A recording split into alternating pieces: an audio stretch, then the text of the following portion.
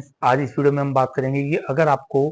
बलगम के अंदर खून आ रहा है, खांसी में बलगम आ रहा है और साथ में उसके खून भी आता है, तो उसके क्या क्या कारण हो सकते हैं और उसके लिए क्या ट्रीटमेंट ऑप्शंस अवेलेबल हैं आज के दिन इंटरवेंशन रेडियोलॉजी के थ्रू। तो अगर हमारी चेस्ट में इन्फेक्शन है, मेनली जो वो पेशेंट्स पहले के टाइम में कभी जैसे मान लीजिए 5 साल या 10 साल पहले कभी किसी भी पेशेंट को टीबी हुई थी छाती की, टीबी की वजह से या फिर किसी भी इन्फेक्शन की वजह से क्या होता है कि हमारे फेफड़ों के अंदर छाती में जख्म बन जाते हैं और जिसको हम हमारी भाषा में कैविटीज बोलते हैं। कैविटी बन जाती है या फिर जख्म बन जाते हैं और वहां से फिर क्या होता है कि जो खून की नसें होती हैं, वो खून की नसें क्या होती है कि वहां से खून लीक करना शुरू कर जाती है, जिसकी वजह से क्या होता है कि जब पेशेंट को खांसी आती है तो उनको बलगम के साथ में खून भी आना शुरू हो जाता है, जिसको हम मेडिकल लैंग्वेज में हिमोप्टाइसिस बोलते हैं, यानी कि खांसी में बलगम के साथ में खून भी आना।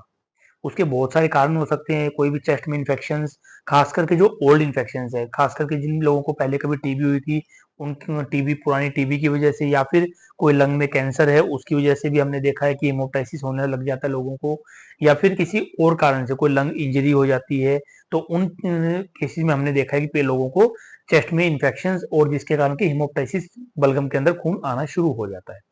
अब इसके अगर हम ट्रीटमेंट ऑप्शंस की बात करें, तो अगर इसका हम डेफिनेटिव ट्रीटमेंट बात करें तो वो होता है कि लोबेक्टमी। लोबेक्टमी का मतलब क्या है कि हम पूरी चेस्ट को ओपन करके और हाफ लंग को हम निकाल दें, जिस भी लंग के हिस्से के अंदर इन्फेक्शन है, कैविटी बनी हुई है, उस लंग के हिस्से को हम निकाल दें। या फिर अगर इंटरवेंशन रेडियोलॉजी की बात करें तो इंटरवेंशन रेडियोलॉजी के थ्रू हम आधुनिक तरीके से हम सिर्फ एक सुई की मदद से जो हम पैर के हिस्से में लगाते हैं, ग्रोइन रीजन में, वहां पर सुई लगाकर उस सुई के थ्रू वायर को अंदर हम लेके जाते हैं हमारी छाती की जो फेफड़ों की नसें हैं, खून की नसें, उनके अंदर जो ब्रोंकियल आर्टरीज होती है वहां से